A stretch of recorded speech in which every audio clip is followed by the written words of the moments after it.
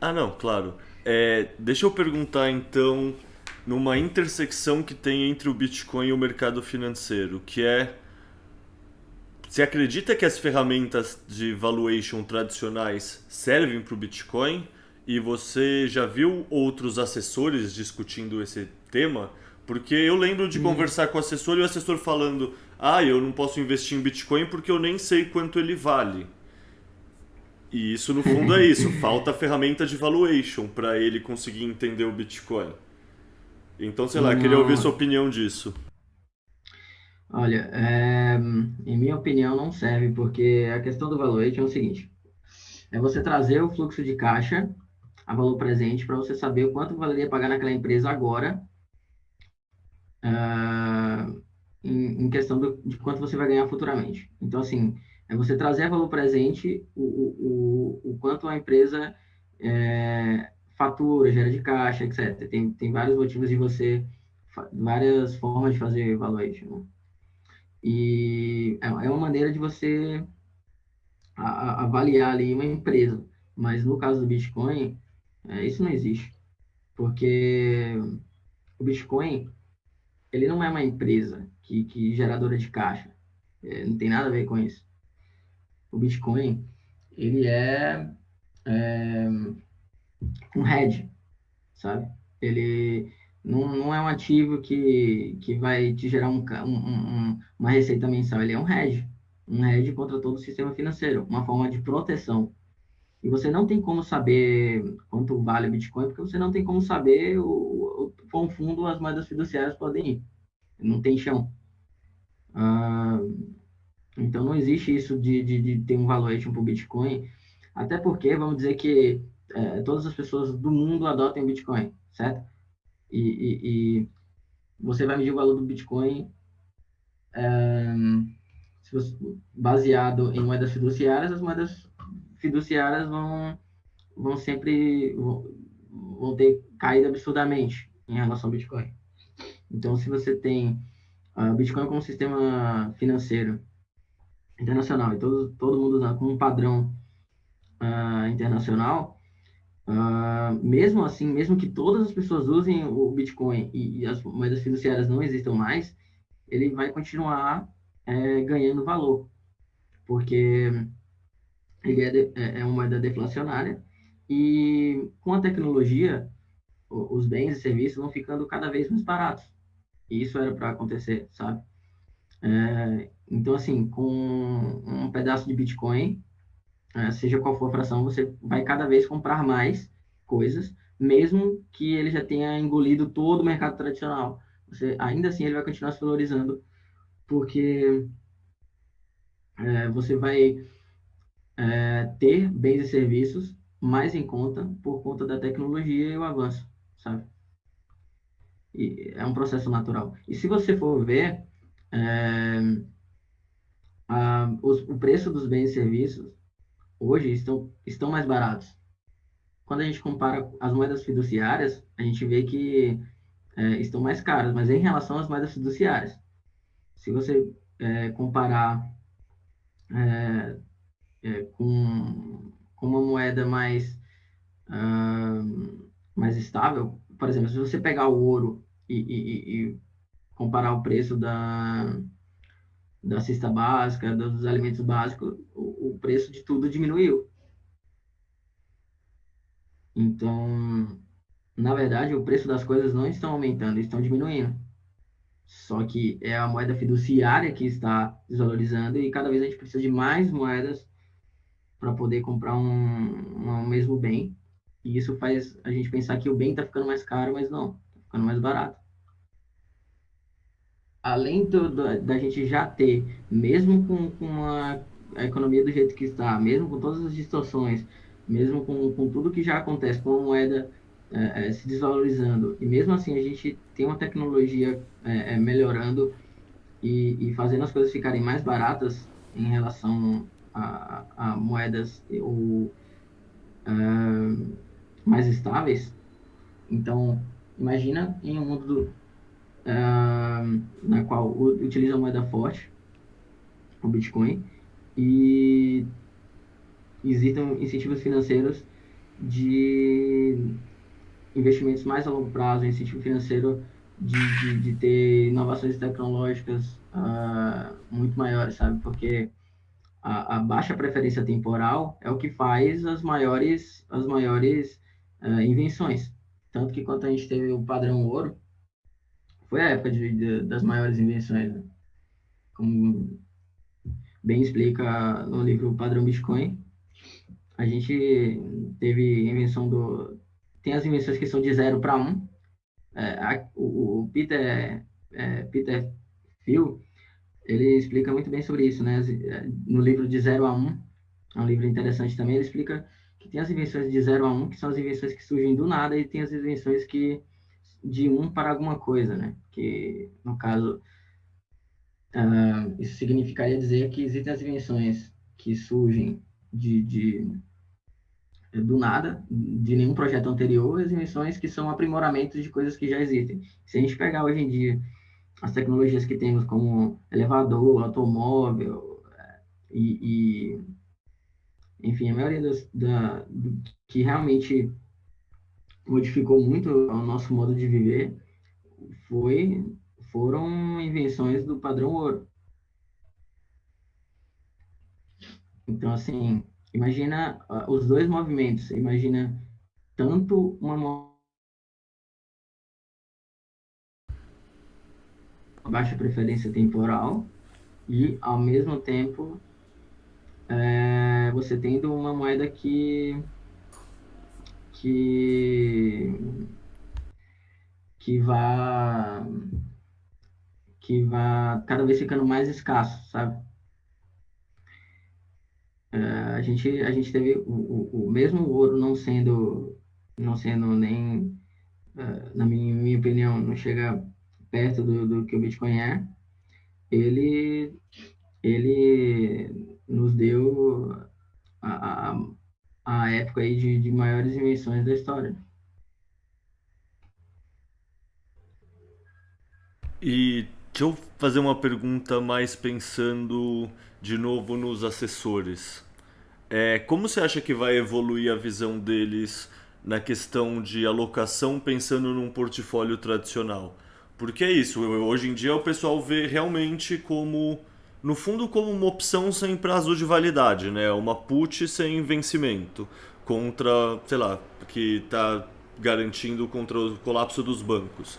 E isso, em qualquer portfólio, você pensa em 1%, talvez 2%. Como, e você já está numa alocação, pelo que eu entendi, no seu portfólio muito maior. Você se desfez de toda a sua posição da Bovespa para virar para o Bitcoin. 100%. Então assim, 100%. com certeza, e assim, eu tô te perguntando isso porque eu passei esse processo. Eu comecei com 1%, daí eu fui para Sim. 5%, daí eu aumentei para maior posição de ações da minha carteira. Então, como você acha que vai ser essa evolução? Como foi a sua evolução e como você acha que vai ser essa evolução no, sei lá, em gestora de investimento, em assessor, sabe? Como você vê, sei lá, o pessoal daqui a, sabe, 5%, 10%, como você vê essa evolução? Assim, é difícil falar em termos gerais, porque cada pessoa tem seu jeito particular de pensar, né? Mas, e também depende de quanto a pessoa está aberta a novas ideias e a entender. Quanto mais a pessoa, o investidor, ah, tiver vivendo na mentira e não querendo acreditar, quanto mais ego ele tiver e viver mesmo na mentira dele, que funciona para ele no curto prazo, eu acredito que mais demorado vai ser para ele entender, a ponto de dele poder realmente perder quase todo o patrimônio se ele se manter nessa ideia tradicional, sabe? Ahn, é a mesma coisa, isso para mim é a mesma coisa de qualquer pessoa que vive na mentira em qualquer área da vida. Por exemplo, a pessoa que vive querendo sair da realidade, não quer encarar a realidade e vive e vai viver na mentira, sei lá, vai usar droga, fazer qualquer coisa.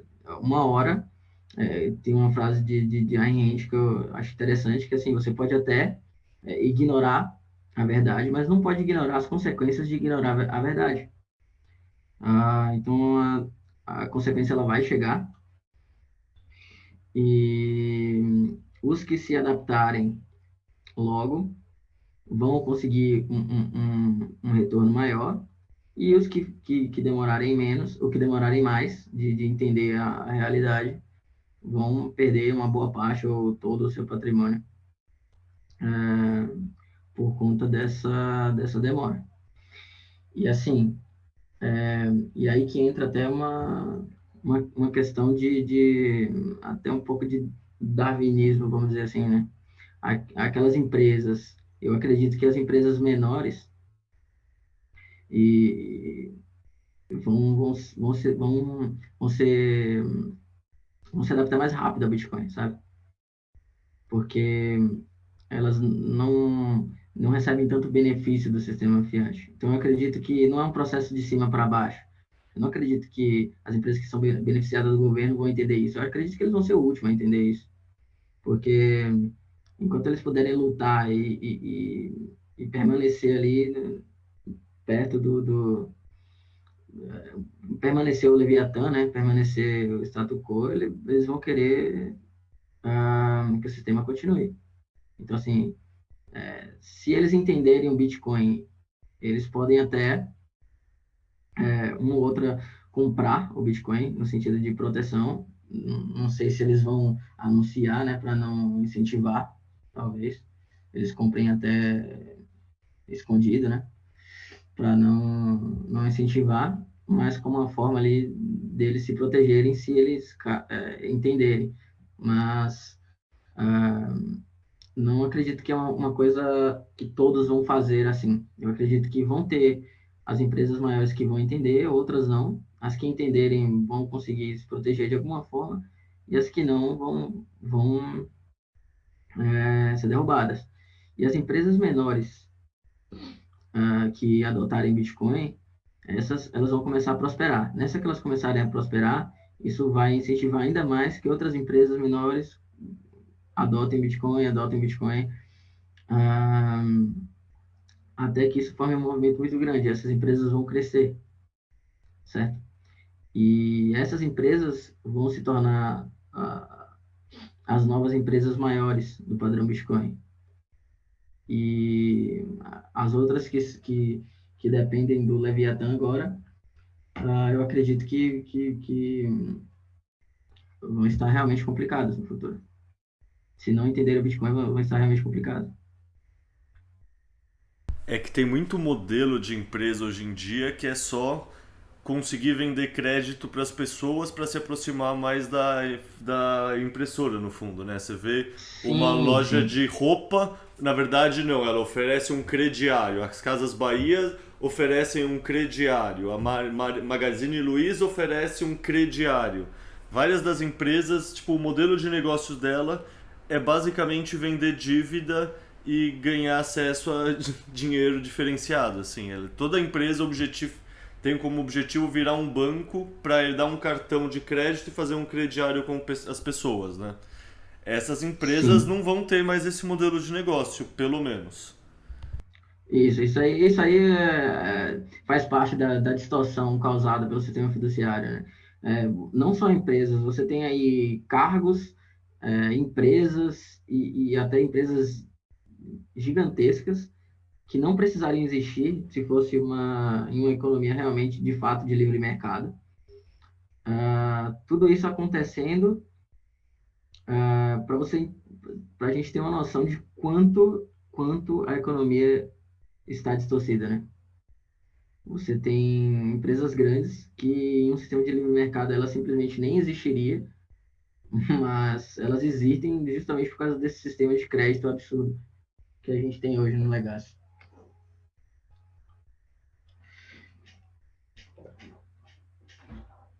Por exemplo, os economistas, normalmente eles são pagos para fazerem previsões, né? Previsão de dólar, previsão para as empresas saber como é que como é que vai estar o dólar no futuro, e etc. Então, assim, qual utilidade tem esse economista em um sistema de livre mercado com o Bitcoin sendo a moeda, o padrão internacional? Qual utilidade vai ter esse economista? Nenhuma. É mais uma distorção absurda do sistema fiduciário. Qual utilidade vai ter os economistas que ficam aí fazendo previsão da taxa Selic no mercado? Pô, nenhuma, sabe? A profissão em si de economista, que é fazer essa econometria, fazer essas previsibilidades, não tem sentido nenhum. Já não tem sentido hoje em dia, né? Porque a verdade é que se caso eles acertassem mesmo ah, com a previsão que eles dizem ter, a precisão que eles dizem ter, eles não precisariam nem de emprego, né? Bastaria um ou dois acertos, eles estariam extremamente ricos. Cara, isso é um ponto que eu gosto sempre de falar, que é mesmo dos melhores economistas do sistema Fiat não são cobrados pelo acerto das previsões deles. E o melhor exemplo que mais ilustra isso é o Paul Krugman, que o cara tem o Nobel de Economia e o cara estava vendo que a internet ia ser tão impactante para a humanidade quanto o fax. E hoje em dia ele é um dos principais haters do meio mainstream contra o Bitcoin. E aí você vê, cara, você tá errado há 30 anos sem entender o que tá acontecendo no mundo. E as pessoas continuam te dando holofotes. Tipo, como assim você pergunta Sim, de tecnologia pro Charles Munger, pro Warren Buffett? Os caras têm 90 anos, eles nunca devem ter mandado um fax. Como assim você pergunta de Bitcoin pro Paul Krugman, um cara que tá errado desde a época do fax e da internet? E aí você vê, sim, não sim, sim. tem. Eles não são cobrados pelo resultado da previsão deles. Sim, mas aí também é a questão do seguinte, né? É a mesma coisa que aconteceu lá na crise de 29, quando o Hayek disse que a crise de 29 foi causada pelas ações do Estado. Quem foi que deu voz a ele? Ninguém. A mídia simplesmente ficou de lado. Hoje em dia, poucas pessoas vão ouvir falar do Hayek em relação à crise de 29. Enquanto isso, você teve o Keynes falando que a crise de 29 foi ocasionada pelo livre mercado. Aí, qual esses dois o governo quis propagar, né? Qual desses dois economistas o governo quis mostrar na mídia? Obviamente, o Keynes por dizer aquilo que o governo queria ouvir, né? Né? Pensa a criança que tem dois pais, um pai que dá bronca e um pai que fala que tá tudo bem.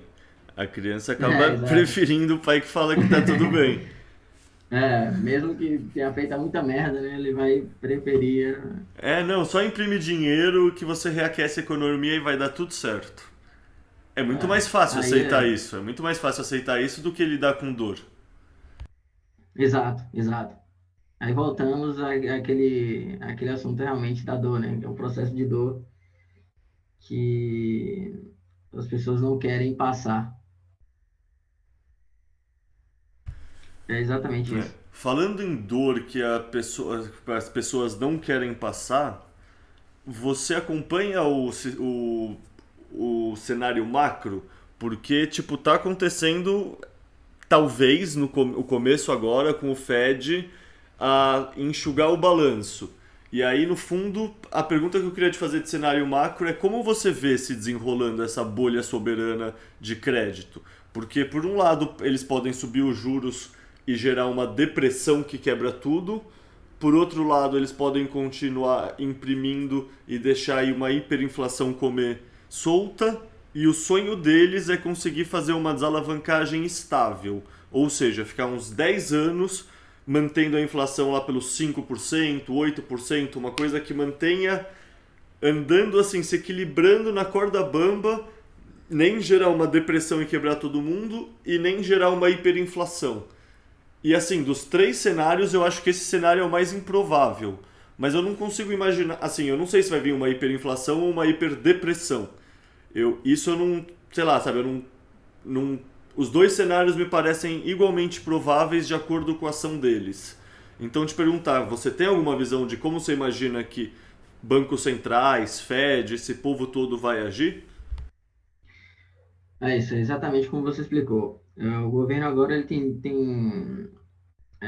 esse caminho, né? Ou ele aumenta os juros, acaba com a farra, né? Da impressão monetária e, e causa uma recessão absurda, absurda, ou eles simplesmente deixam a hiperinflação comer solta. Não tem como um meio caminho nesse termo, é impossível, porque já foi feito, sabe? E uma distorção tão absurda, não tem como simplesmente conter e fingir, não, vamos tirar aqui aos poucos, e isso, a gente vai contendo aqui, isso não existe. Isso é totalmente impossível.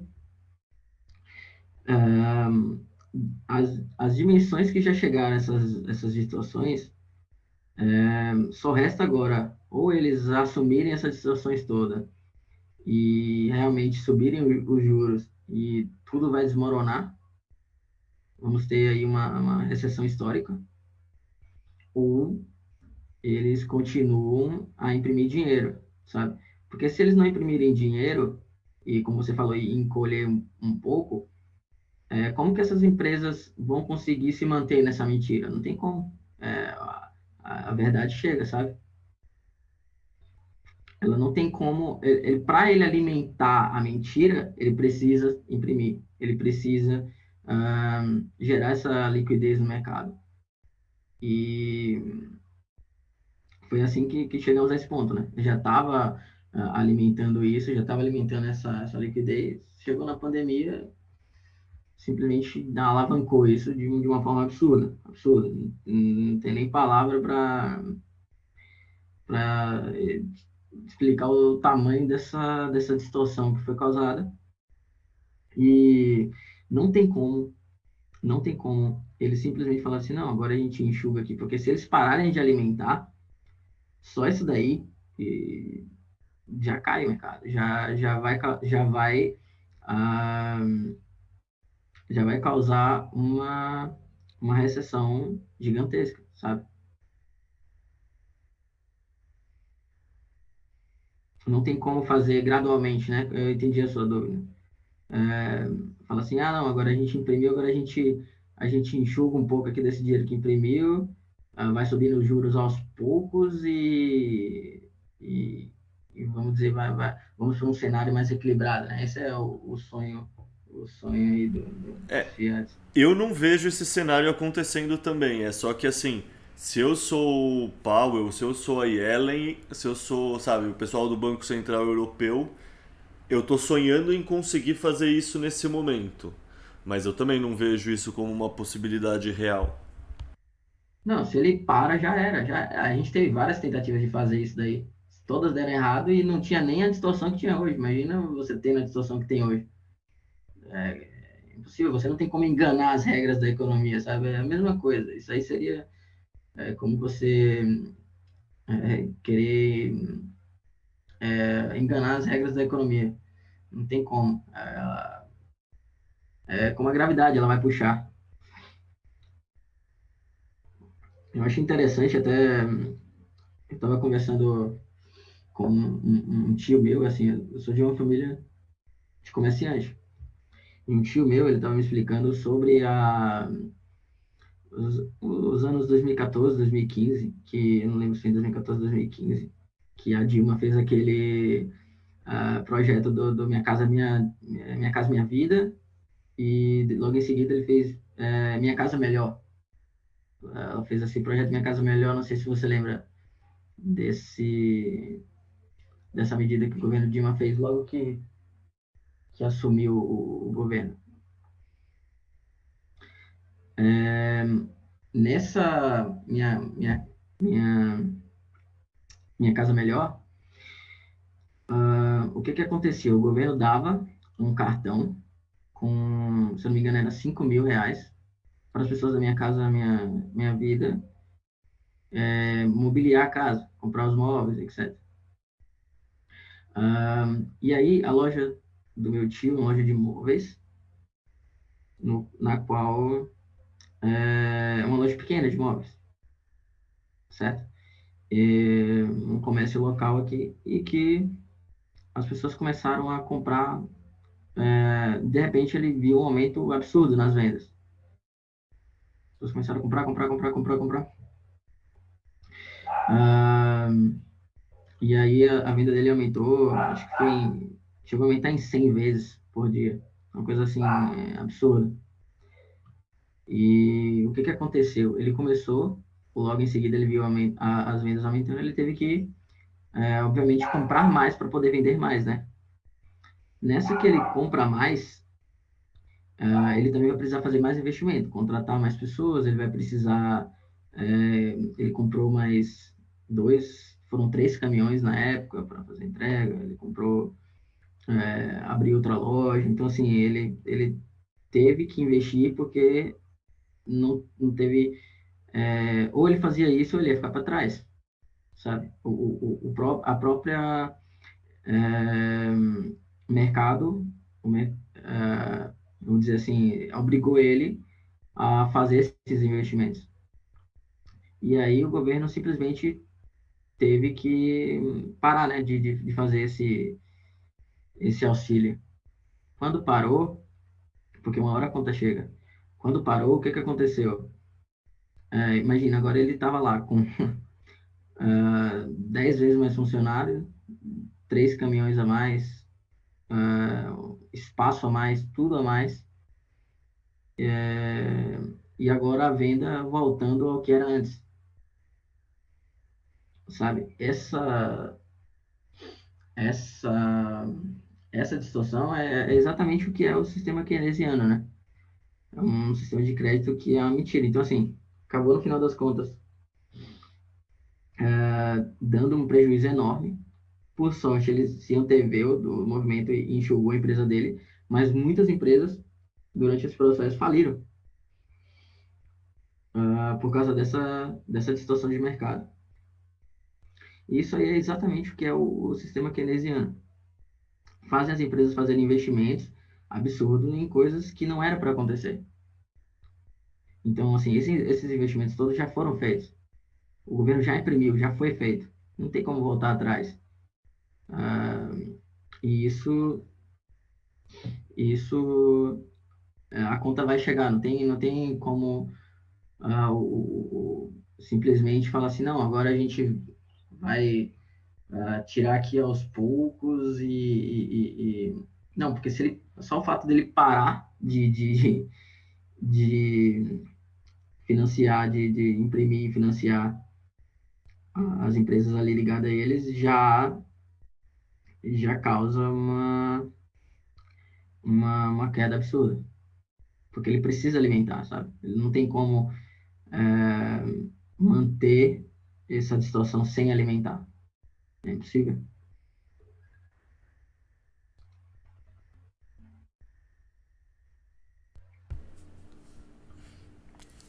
E só para dar um fechamento nesse sentido macro, a solução para esse contexto macro, seja de hiperinflação, seja de depressão, no fundo é a mesma, né? Que é um dinheiro que eles não consigam fazer isso, um dinheiro soberano que a gente está nessa podcast e sabe que é o Bitcoin. Concorda com isso? Sim, sim, com certeza. Com certeza. É a única forma. Não existe forma dentro do Legacy, em minha opinião, de converter isso, sabe? Não, agora a gente vai fazer isso, vai fazer aquilo, todo esse papinho aí não tem como. Não tem como porque o Leviatã já, já funciona dessa forma e você não tem como mudar isso por dentro. Só mesmo uma coisa que eles não tenham como controlar, que seja realmente confiável, ah, que não tenham como confiscar nem que seja de criptografado de forma só o Bitcoin para poder realmente nos livrar de todas essas situações. Porque, assim, uma forma de resolver isso, né, se fosse pelo Legacy, seria o padrão ouro, por conta do ouro. Quando o ouro aumenta a demanda, né, ele também não consegue, a oferta dele não acompanha a demanda. Por exemplo, o que aconteceu com todas as outras tentativas de dinheiro na história foi justamente essa questão de aumenta a demanda pelo dinheiro e o dinheiro aumenta a oferta junto com a demanda. Então, assim, nessa que aumenta a oferta, pela lei da oferta e da demanda, é óbvio, o dinheiro vai se desvalorizando. E isso aconteceu com... Por isso que todas as tentativas, sal, conchas do mar, todas essas tentativas anteriores deram totalmente errado. E o sistema fiduciário, ele é ainda pior do que tudo isso, porque eles nem precisam que alguém vá lá e tire de algum lugar, produz, nem nada. É simplesmente um botão, simplesmente, não, agora a gente vai fazer tanto aqui para ajudar tal empresa, para ajudar o governo nisso, naquilo, tal. Tá lá, não tem nenhuma trava de nada. Não existe nada que trave. E se por acaso voltasse ao padrão ouro, o que para mim é uma coisa praticamente impossível, né? Aí sim a gente teria até uma, uma demora maior do Bitcoin ser adotado. Essa é a opção, na minha opinião, em que o Bitcoin seria, seria mais difícil, sabe, ser adotado. Mas que é uma coisa que a gente sabe que não vai acontecer, né? Os governos simplesmente não vão decidir adotar o ouro, até porque isso vai contra até o que eles acreditam. Isso nem vai em favor da economia keynesiana, nem nada disso. Não, Eles nem... e isso eles já poderiam ter feito no último século inteiro, se eles quisessem. Sim, sim, com certeza. Isso não vai acontecer nunca. Imagina os governos agora todos endividados, precisando de imprimir muito dinheiro para poder manter toda essa dívida absurda que fizeram. Simplesmente chegar assim e falar, não, agora vamos adotar aqui um padrão ouro. Pô, o cara que chegar e falando isso lá, né, vai ser esculhambado. Não existe essa opção para eles. Não existe. Mas tudo isso, de certo ponto, acaba sendo um ponto positivo, de certa forma, para o Bitcoin, porque, assim, primeiramente, se não fosse esse abuso do poder que eles fizeram, não existia o Bitcoin, né? Até o Satoshi Nakamoto falou já sobre isso. Ah, essa distorção toda faz cada vez ficar mais evidente que a gente precisa de Bitcoin, sabe? Então, quanto mais eles tentam controlar, mais eles tentam é, é, é, fazer controlar a economia e fazer essa impressão de dinheiro absurda, mas eles também acabam incentivando o Bitcoin, porque cada vez que eles abusam desse poder da impressão monetária, mais fica evidente que o Bitcoin é necessário. Mais isso se torna óbvio. É, de acordo. No fundo, o Bitcoin soluciona um problema. O problema é o que eles causaram, né? Basicamente. Exato, exato, exato, exato.